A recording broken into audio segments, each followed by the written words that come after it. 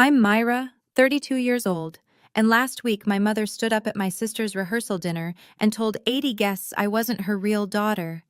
She said it with a smile, in front of everyone, while announcing she was paying for the wedding, with money I'd secretly been giving them for 10 years. The whole room turned to look at me. I could feel their pity, their whispers, the weight of public humiliation pressing down on my chest. And then I smiled back, because I knew something they didn't. 3 words later, my mother's face went white. Before I continue, if you're enjoying this story, please take a moment to like and subscribe, but only if you genuinely connect with it. Drop a comment telling me where you're watching from and what time it is there. Now let me take you back 10 years, to the day everything began. 10 years ago, I was 22. Fresh out of college with an accounting degree and an entry-level job that barely covered rent. I thought I had my whole life figured out. My family looked picture perfect from the outside. Dad, Richard Sterling, had been a sales director for 20 years. Mom, Diane, was a homemaker who treated our family's reputation like her full-time job. And then there was Chloe, my younger sister. 18, golden-haired, effortlessly charming. She'd just been accepted into a prestigious university on the East Coast. The favoritism wasn't new. It had always been there, woven into the fabric of our family, like an ugly thread no one acknowledged. When I graduated college, my parents threw me a small dinner, 5 people. Mom said, "You don't like crowds anyway, Myra." I didn't argue. I never did. 2 months later, Chloe got her acceptance letter. They rented out a restaurant. 50 guests, a 3-tier cake. Dad gave a speech about how proud he was of his little star. I sat in the corner, clapping along with everyone else. "Chloe needs encouragement," Mom explained when I asked about the difference. "She's young, she needs support. You've always been able to take care of yourself." I told myself she was right. Chloe was the baby, she needed more attention. I was the older sister, steady, reliable, invisible. That was my role. I had no idea that in just a few weeks my father would call me with news that would change everything. News that would turn me from the invisible daughter into something else entirely, something they would spend the next decade pretending didn't exist. The second sign came a week before that phone call. I was visiting home for Sunday dinner when I overheard Mom and Dad in the kitchen. They were planning to buy Chloe a car. Not just any car, a brand new Honda Civic for her to drive at college. "She can't be taking buses," Mom said. "What would people think?" I thought about my own commute. 2 hours each way on public transit. Crowded buses, late-night walks from the station to my apartment. No one had ever worried about what people thought of that. I didn't say anything. I never did. Swallow it down, Myra. Keep the peace. That Thursday night, my phone rang at 11 p.m., Dad's number. His voice was different, smaller, almost trembling.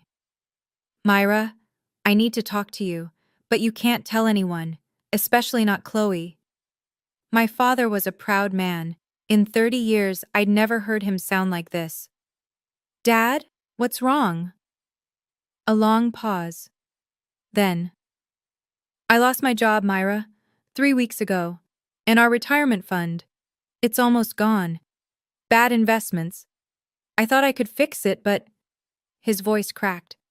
My father, the man who never showed weakness, who lectured us about financial responsibility, who looked down on anyone who couldn't handle their own affairs, was calling his invisible daughter in the middle of the night, begging for help. "What do you need?" I asked. "Just don't tell your mother I called. She's already so stressed. And Chloe has school to focus on." Even then, even in crisis, I was the one they could burden without guilt. What he said next would reshape our relationship forever, though I didn't know yet whether it would break us or bind us. Dad laid it all out over the next hour. He'd been let go without warning. Corporate restructuring, they called it. At 55, no one was hiring. He'd sent out dozens of applications. Nothing.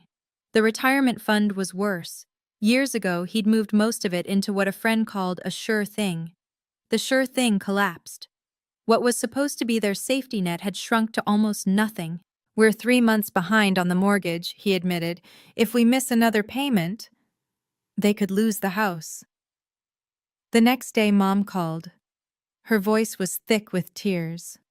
"Myra, your father told me he spoke to you. I know we shouldn't ask, but you're the only one who can help. Chloe's still in school, she can't work, and we can't tell anyone about this. You understand, don't you?" I understood. I always understood. "What do you need me to do?" "Just a little help each month, until your father finds something. We'll pay you back, of course. But Myra," her voice dropped, "no one can know. Not Chloe, not your aunts, not anyone. We can't have people thinking this family is struggling." I was making $52,000 a year. After rent, utilities, and student loans, I had maybe $800 left each month. They were asking for $10,500. I said yes anyway. "You're such a good daughter," Mom whispered. "The best. We'll never forget this, Myra. Never." I set up an automatic transfer that week. Every month, $10,500 would flow from my account into their retirement fund. I picked up overtime shifts, canceled my gym membership, stopped eating out. It was supposed to be temporary. It wasn't. Let me tell you what 10 years of temporary looks like. I worked 60-hour weeks. I climbed from junior accountant to senior accountant to accounting manager to chief financial officer at a mid-sized pharmaceutical company. Every promotion meant a bigger paycheck and a bigger transfer to my parents. I lived in the same tiny studio apartment for 7 years. No vacations, no new furniture. I wore the same interview suit to every job until the elbows wore thin. Every month, $2,500. Then $3,000 when I got my first real raise. Then $3,500. Like clockwork. Like breathing. Like it was just part of who I was. And my parents? They never missed a beat. Chloe got a new car when she graduated. Then a down payment for her first apartment. Then a designer wardrobe for her marketing job in Manhattan.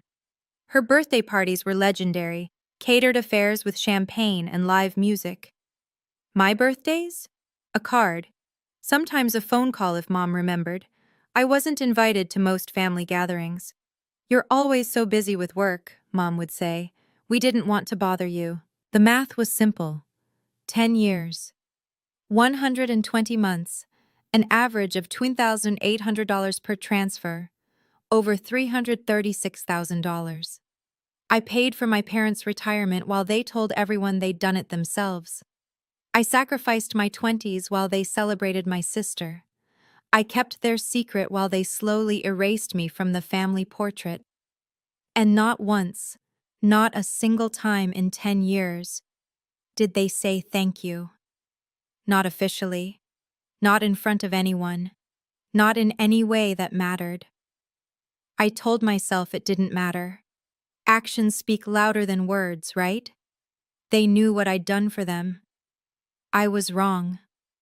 I was 32 when I finally looked in the mirror and saw what I'd become. Daniel and I had been dating for 2 years. He was kind, patient, and completely confused by the way I lived. One night he asked the question I'd been avoiding. "Myra, have you ever thought about buying a place? For us?" I stared at my bank account. After 10 years of 6-figure salaries, I had less than $15,000 in savings. No house, no investments, no retirement fund of my own. Everything had gone to them. I'm not sure I can," I admitted. Daniel's face fell. Not with anger, with concern. "Myra, I love you, but sometimes I don't know who you're living for. It's not yourself." He was right, and I hated that he was right. The final blow came 2 weeks later. Mom called, breathless with excitement. "Chloe's engaged. To Brad. You remember, the lawyer? We're going to throw her the most beautiful wedding. Your father and I will pay for everything." Pay for everything. My stomach dropped. "What's the budget?" I asked, keeping my voice steady. "Oh, somewhere around 80,000. Maybe more. She deserves a fairy tale, don't you think?" $80,000. 3 years of my transfers, money I'd sacrificed, vacations and relationships and my own future to provide, and they were going to spend it on a wedding while telling everyone they'd paid for it themselves. I didn't sleep that night, or the next. Something had to change. I just didn't know yet how much. Chloe's engagement was everything my parents had dreamed of. Brad Harrison came from old money, the kind that didn't need to brag because everyone already knew. His family owned half the commercial real estate in Hartford. He was handsome, polished, and looked at Chloe like she'd hung the moon. I wanted to be happy for her. Part of me was, but mostly I felt hollow. Mom called every day with wedding updates. The venue would be Riverside Country Club, the most exclusive in Connecticut. 300 guests, a designer dress, imported flowers, a 12-piece orchestra.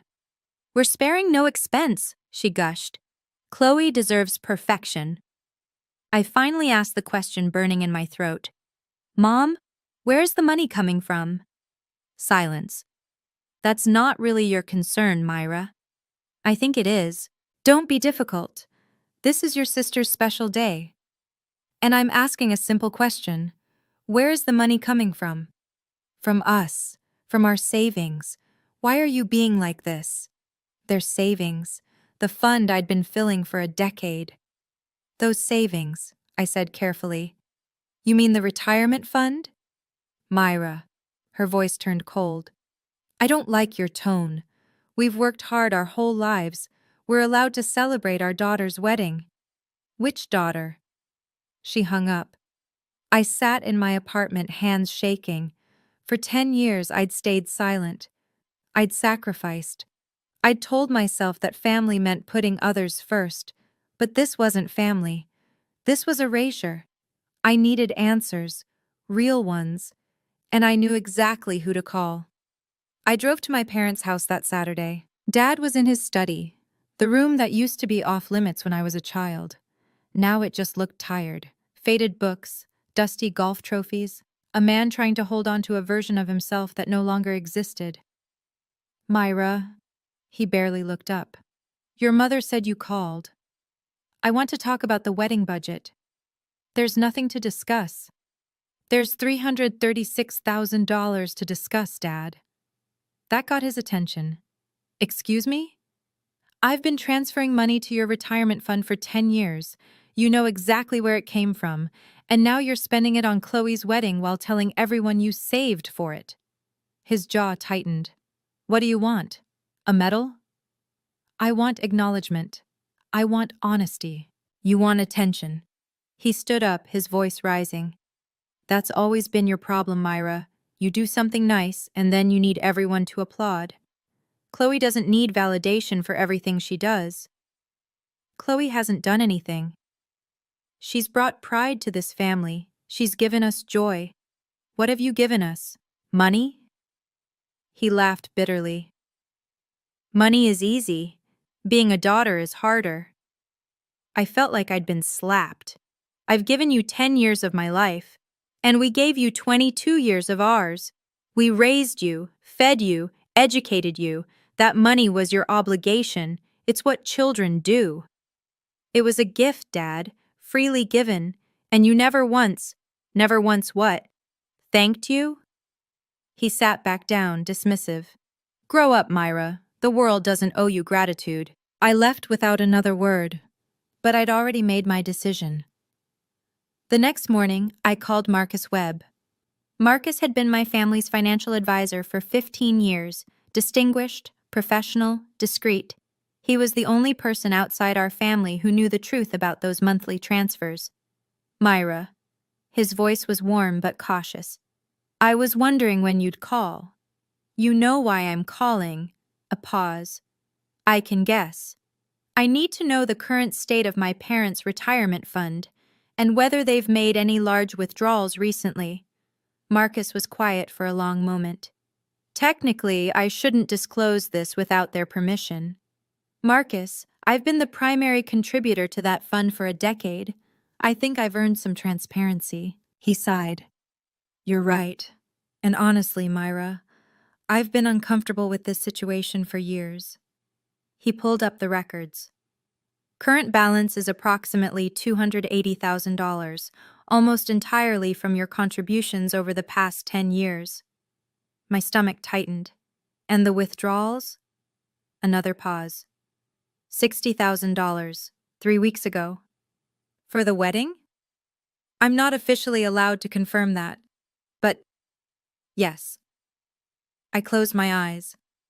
Marcus, what are my legal options here? Well, the transfers were classified as gifts. You can't reclaim them. He hesitated. But you can stop contributing at any time. There's no contract, no obligation, just an automatic transfer that you control. Would you be able to verify my contributions if someone asked? I have complete records, dates, amounts, everything, but Myra, why? Because I might need a witness. Silence. Myra, you should know. Your parents invited me to the rehearsal dinner. As a family friend. The pieces clicked into place. Thank you, Marcus. I'll see you there. The phone rang 3 days before the rehearsal dinner. Myra, it's Aunt Patricia. Aunt Patricia was Mom's older sister. The one person in our family who'd never quite bought the official narrative. At 70, she had the kind of quiet wisdom that came from watching decades of family drama unfold. I heard about the wedding, she said. Your mother won't stop talking about it. The venue, the flowers, the dress, how they're paying for everything. I said nothing. Myra, honey, can I ask you something? Go ahead. Where is that money actually coming from? My throat tightened. Why do you ask? Because I know your parents. I know they lost nearly everything in that investment scheme. I know your father hasn't worked in 10 years. Her voice softened. And I know you, sweetheart. I've watched you work yourself to the bone while Chloe gets everything handed to her. For the first time in years, I felt tears prick my eyes. Aunt Patricia, you don't have to tell me the details. But if what I suspect is true, if you've been carrying this family while they pretend you don't exist, I want you to know something. What? I see you. I've always seen you. And whatever happens at that dinner, I'll be in your corner. I took a shaky breath. How did you know? Because I'm the older sister too, Myra. I know what it's like to give until there's nothing left. A pause. And I know what it feels like when no one notices. We talked for another hour. By the end, I had something I hadn't had in years. An ally. That night, I sat at my computer and opened a folder I hadn't touched in years. Bank confirmations. 120 of them. Every single month for 10 years. Transfer confirmed. $2,500 to Sterling Family Trust. Transfer confirmed. $3,000 to Sterling Family Trust. Transfer confirmed. $3,500 to Sterling Family Trust. Each email was a timestamp, a receipt, proof. I forwarded them all to Marcus Webb. Then I backed them up to 3 different cloud services. Then I printed the first and last pages. Daniel found me at 2 a.m., surrounded by papers. What are you doing? Preparing. He sat down beside me, scanning the documents. His expression shifted from confusion to understanding to something like awe. Myra, this is over $300,000. I know. And they never know. He was quiet for a long moment. Then he took my hand. What are you planning? I don't know yet. I stared at the stack of papers. I've spent 10 years being silent, hoping they'd see what I'd done, hoping it would be enough to make them love me the same way they love her. And now? Now I realize that silence isn't a virtue. It's a cage I built for myself. I squeezed his hand. I'm done being invisible, Daniel. I'm done hoping my actions will speak for me. What changed? Mom called me not their real daughter to Aunt Patricia last week while planning to spend my money on Chloe's wedding. Daniel's jaw tightened. I'm going to that rehearsal dinner, I said, and I'm not going to make a scene. But if they try to erase me in public... I looked at the stack of emails. I'm going to tell the truth. Now, I want to pause here for a moment. If you're wondering what I did next, trust me, I wasn't sure either at the time. But before we continue, I'm curious. What would you do? Would you confront them publicly or try to handle it privately? Let me know in the comments. And if you want to find out what happened at that rehearsal dinner, keep watching. The Riverside Country Club looked like something from a movie. Crystal chandeliers hung from vaulted ceilings. Fresh peonies cascaded from every surface. Waiters in crisp white jackets circulated with champagne flutes on silver trays. The kind of elegance that whispered old money while costing new money fortunes. 80 guests mingled beneath soft golden light. Friends, family, colleagues. Brad's parents, immaculately dressed and impossibly poised. My parents' social circle, all designer dresses and practiced smiles. Daniel squeezed my hand as we walked in. You okay? Ask me again in an hour. I'd chosen my outfit carefully, a simple navy dress, elegant but understated. I wasn't here to compete with Chloe, I was here to survive. The first person I spotted was Marcus Webb. He stood near the bar, nursing a scotch, looking uncomfortable in his role as family friend. Our eyes met. He nodded almost imperceptibly. Then I saw Aunt Patricia at a corner table. She winked at me, a small gesture, but it steadied my nerves. Myra, you came! Chloe rushed over, champagne in hand, glowing in a white cocktail dress. She hugged me like we were close. We weren't. Of course I came. It's your rehearsal dinner. I'm so glad. Mom wasn't sure you'd show up. You know how you are with family events. How I am, like I'd been the one avoiding them. Wouldn't miss it, I said. She bounced off to greet other guests, and I was left standing in the middle of the room, surrounded by people who barely knew I existed. The chandeliers sparkled, the champagne flowed, everything was perfect. I had no idea that in less than 30 minutes, perfection would shatter. The clinking of a glass cut through the chatter. My father stood at the head table, champagne raised, my mother beside him in a silk dress that probably cost more than my first car. They looked like the perfect couple. Successful, generous, proud parents. May I have everyone's attention, please? The room quieted. 80 faces turned toward them. Diane and I want to thank you all for being here tonight. Dad's voice carried that salesman's warmth, smooth and practiced.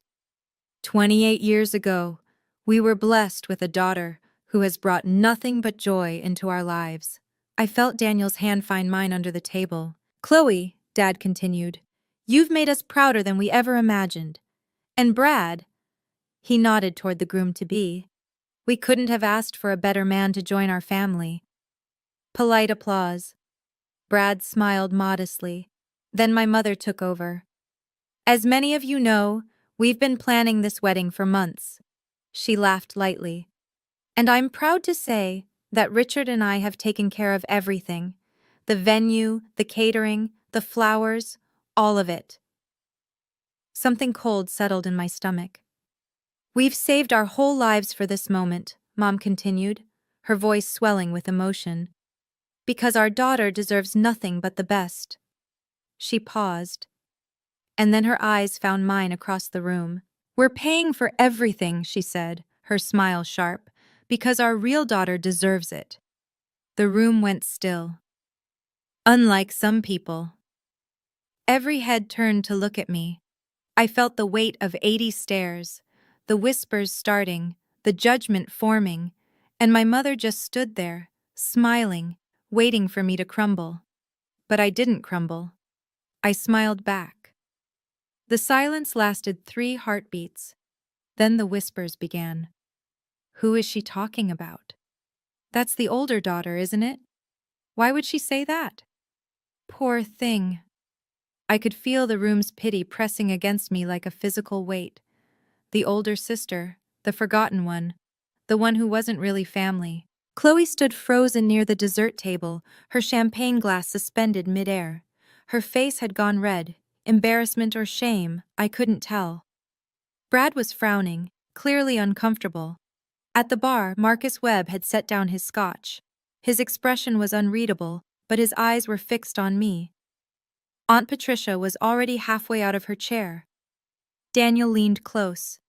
"We can leave. Right now. Say the word." I shook my head slowly. Because here's the thing about being invisible for 32 years. You learn to watch, to wait, to calculate.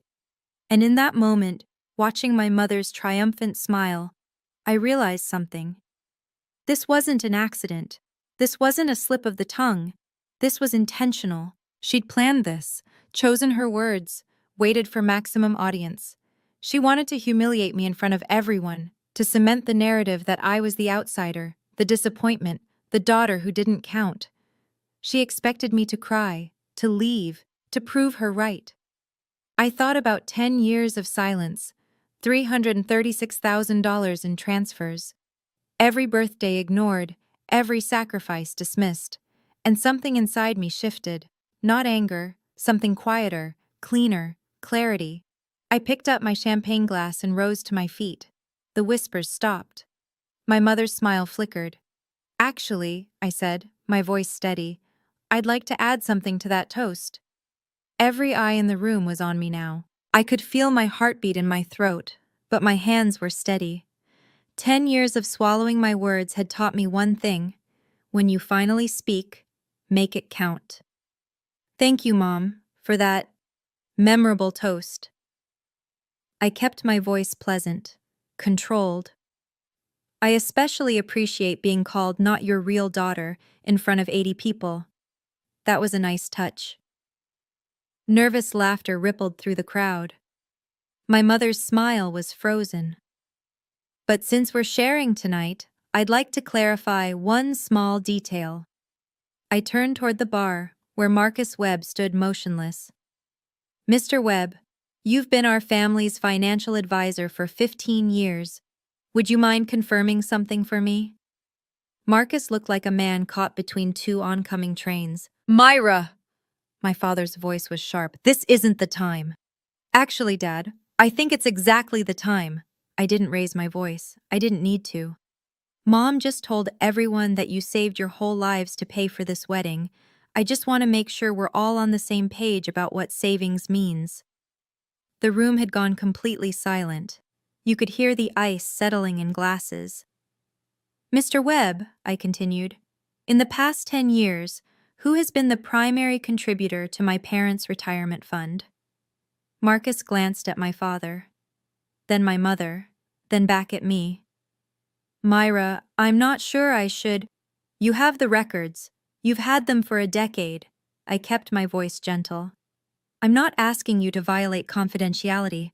I'm asking you to tell the truth." The silence stretched. Then Marcus Webb straightened his shoulders. "I think," he said quietly, "everyone deserves to know the truth." Marcus Webb cleared his throat. "According to my records," he began, his voice carrying clearly through the silent room, "over the past 10 years, Myra Sterling has transferred approximately $336,000 into her parents' retirement fund." A gasp rippled through the crowd.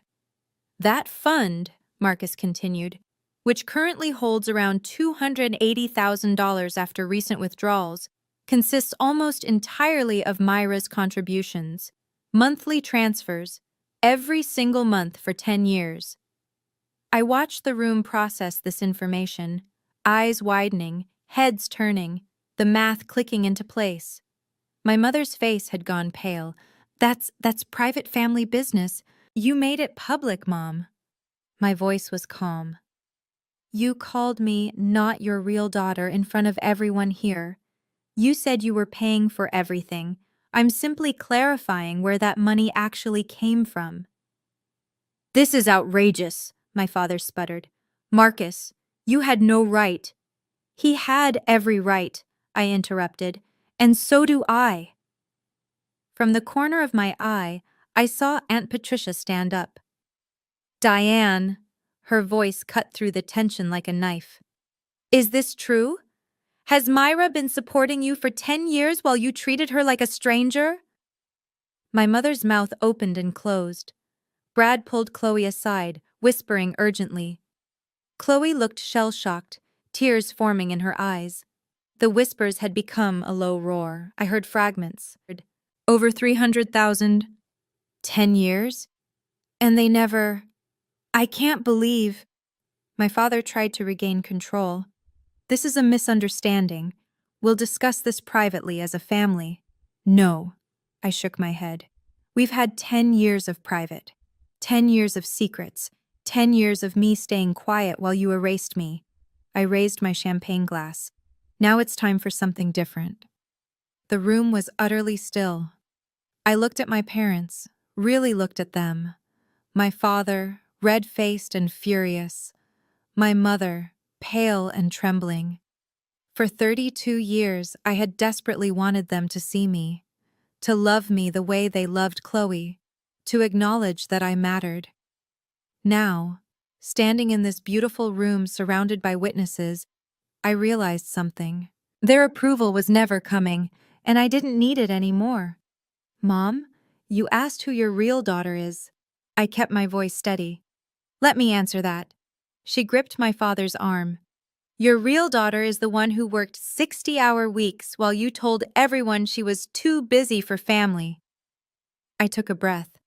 Your real daughter is the one who gave up buying a home so you wouldn't lose yours. The words came easier now.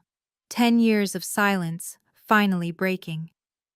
Your real daughter is the one who kept your secret for a decade because you asked her to, who never told Chloe, who never told anyone, who sacrificed her 20s, her savings, her future, for you. My mother had started crying, but I wasn't finished. But here's the thing about real daughters, Mom. They deserve to be treated like family, and I haven't been. I raised my glass higher, so I have 3 words for you.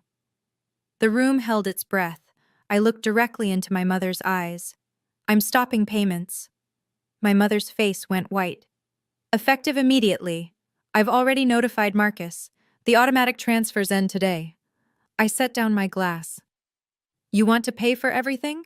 Now you'll actually have to. Dead silence. Then my father's champagne glass slipped from his fingers and shattered on the floor. The sound of breaking glass seemed to snap everyone back to reality. You can't do this. My father's voice was hoarse. We have an agreement. We have nothing in writing, Dad. No contract, no legal obligation. I kept my tone professional, like I was discussing quarterly reports. I gave you gifts, generous gifts, and I have every legal right to stop giving them. Myra, please. My mother reached toward me, tears streaming. You'll destroy this family. Is that what you want? I'm not destroying anything. I'm just refusing to be destroyed anymore. Marcus Webb quietly gathered his jacket, clearly relieved to have the truth finally out. He caught my eye and nodded once. Validation, confirmation. Brad had pulled Chloe to the edge of the room. They were in intense conversation, his hand on her shoulder, her face crumpled with confusion and something else. Was it guilt? The other guests didn't know where to look. Some stared at my parents with new eyes. Others whispered behind hands. A few were already reaching for their phones. This is insane, my father tried again. You're making yourself look ridiculous.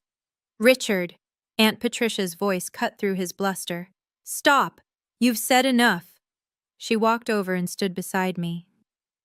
For 10 years, I watched my niece fade into the background while you celebrated Chloe. For 10 years, I suspected something wasn't right.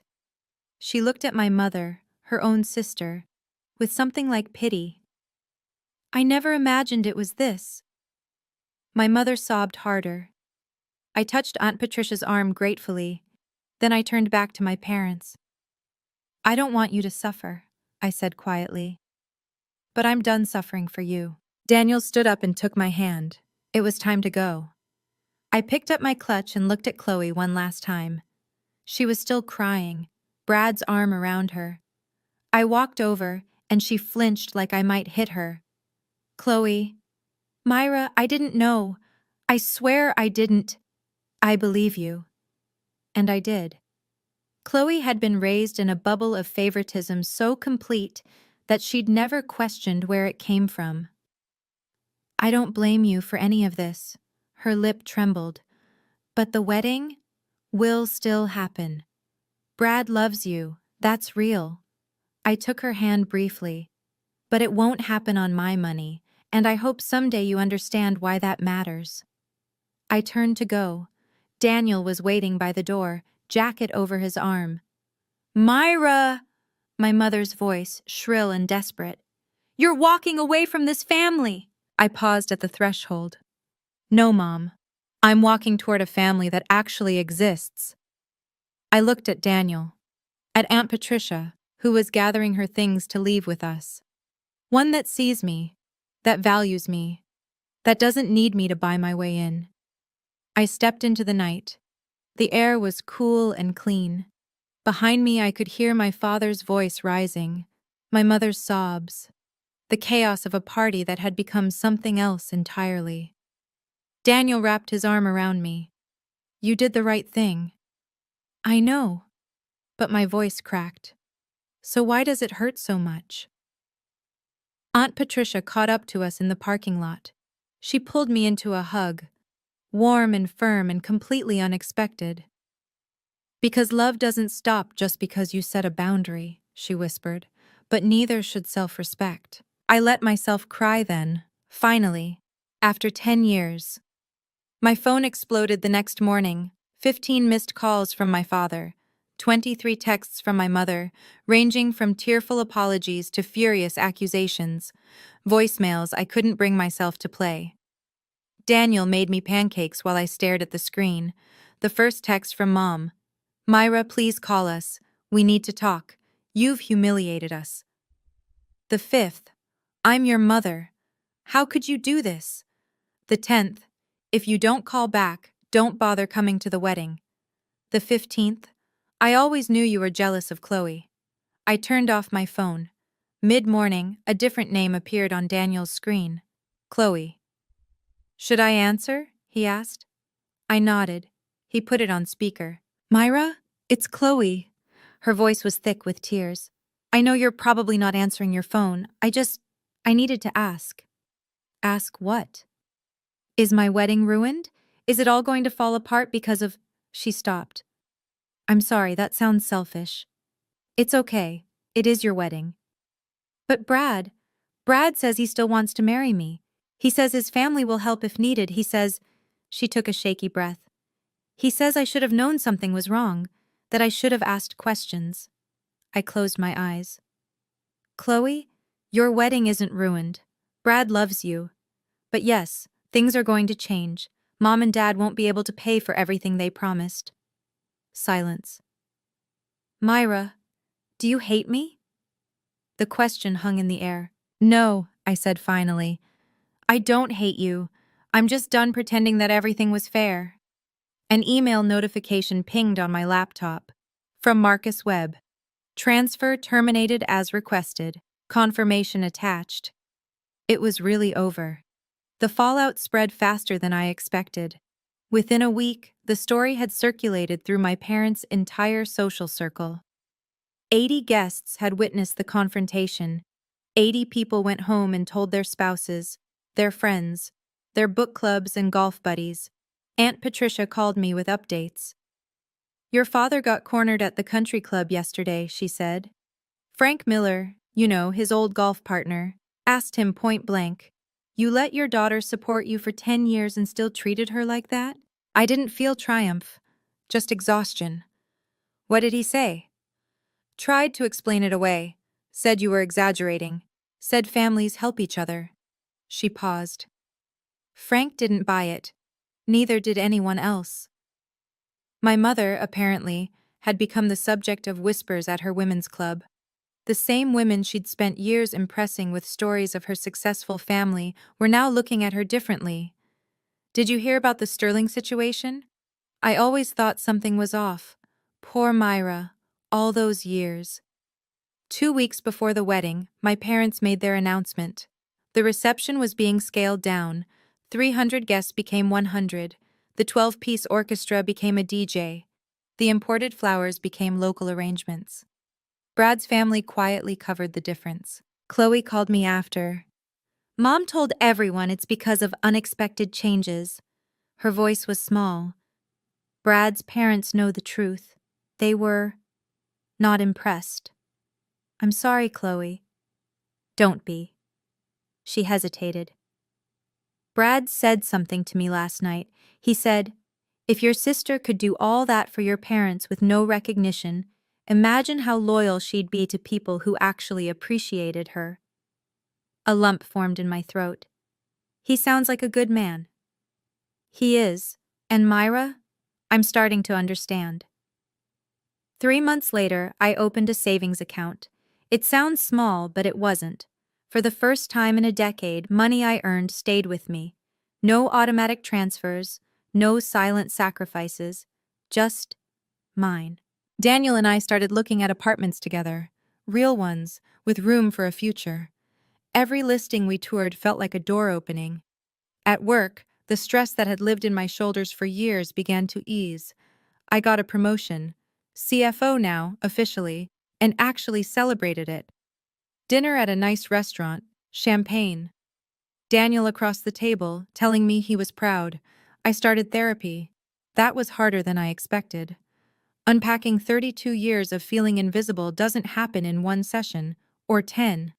But slowly, I began to understand patterns I'd never seen before. You developed what's called a fawn response, my therapist explained. When you sensed potential rejection, you tried to prevent it by being useful, by being needed. And that's why I gave them everything. You weren't buying their love, Myra. You were trying to earn your place in the family. But here's the thing. She leaned forward. Your place shouldn't require payment. I thought about that a lot in the weeks that followed. Aunt Patricia became my closest family connection. Weekly phone calls, monthly brunches. She told me stories about my mother as a young woman, not to excuse her, but to help me understand. Diane was always terrified of how things looked, Patricia said. Our parents were the same way. She learned that appearance was everything. And when reality didn't match the image, she shrugged sadly. She just denied reality. It didn't make it okay. But it helped me stop asking myself what I'd done wrong. The answer was nothing. I'd done nothing wrong. We're almost at the end now, but I want to ask you something. Have you ever had to set a boundary with someone you love? Was it with family, a friend, someone you trusted? I'd really love to hear your story. Drop it in the comments. I read every single one. And if you're going through something similar right now, I hope my story gives you a little bit of courage. Let's finish this together. Chloe's wedding was smaller than planned, but it was beautiful. I went. Not for my parents, I barely spoke to them, but for Chloe. Because she was my sister, and because she was finally starting to see me. The ceremony was held in a garden behind Brad's family's estate. White chairs on green grass. A simple arch covered in local flowers. Intimate, real. I sat in the back with Daniel, wearing a dress I'd bought for myself for the first time in years. Aunt Patricia was 2 rows ahead, shooting me encouraging smiles. When Chloe walked down the aisle, she looked radiant. And when her eyes found mine, she paused, just for a second, and mouthed 2 words, "Thank you." I nodded.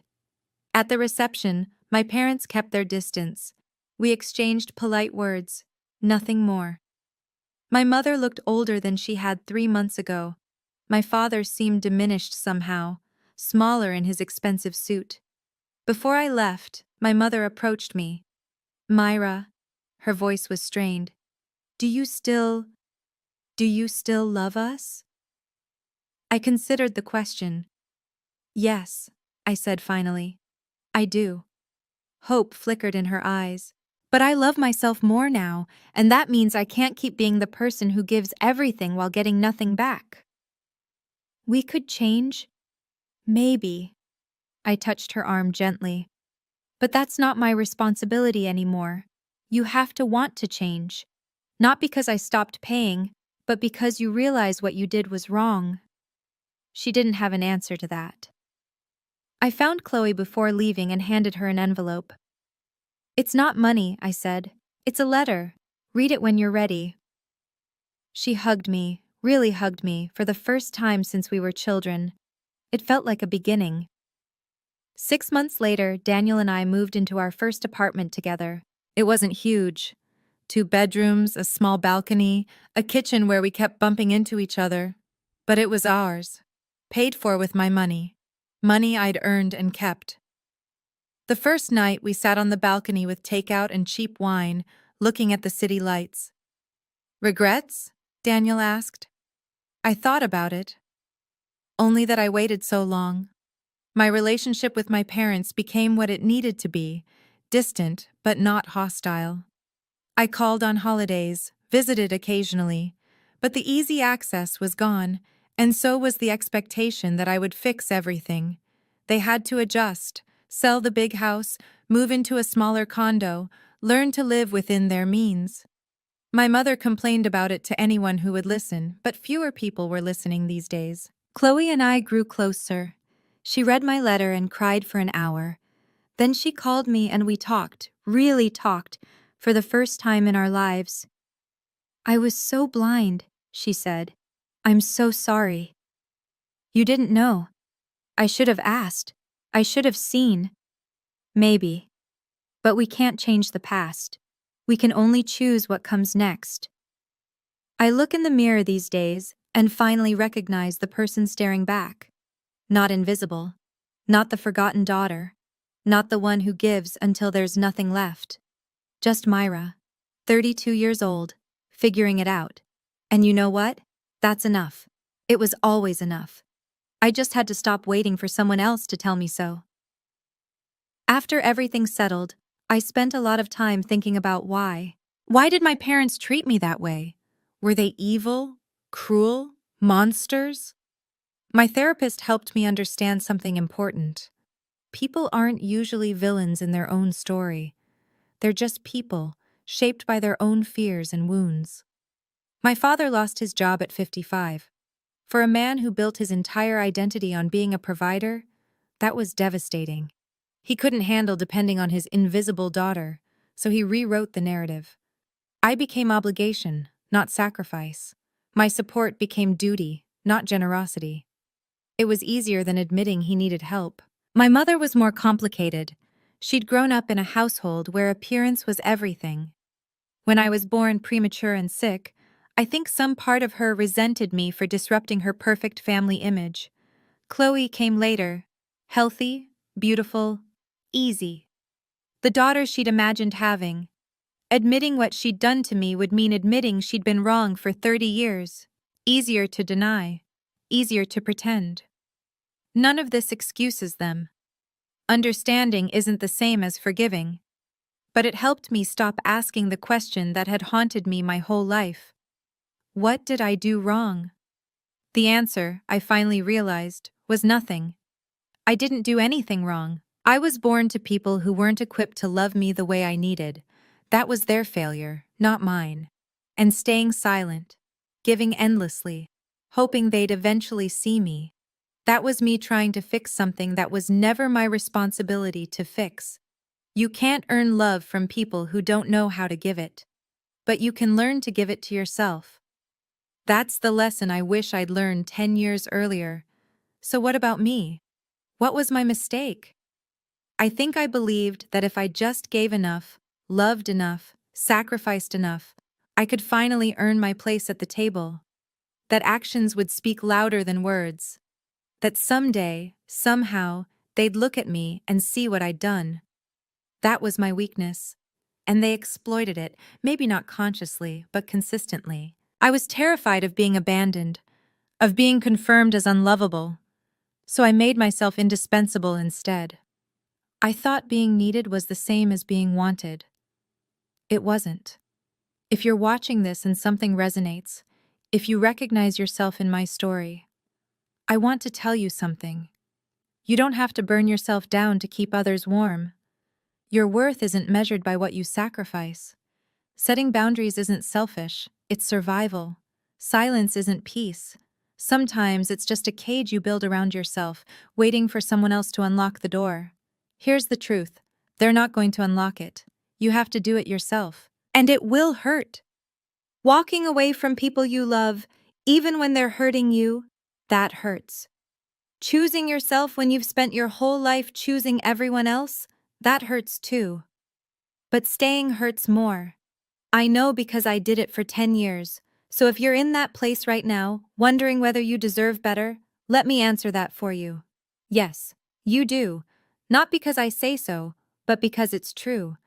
And the moment you start believing it, really believing it, everything changes. I'm not angry at my parents anymore. I'm not trying to punish them. I'm just finally, for the first time in my life, putting myself first. It's not revenge, it's healing. And I'm just getting started.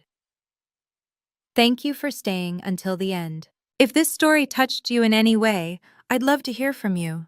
Drop a comment, share your own experience. I read every single one. If you haven't already, please like and subscribe. It means more than you know. And check out the description below for more stories like this one. I think you'll connect with them too. Until next time, take care of yourself. You deserve it.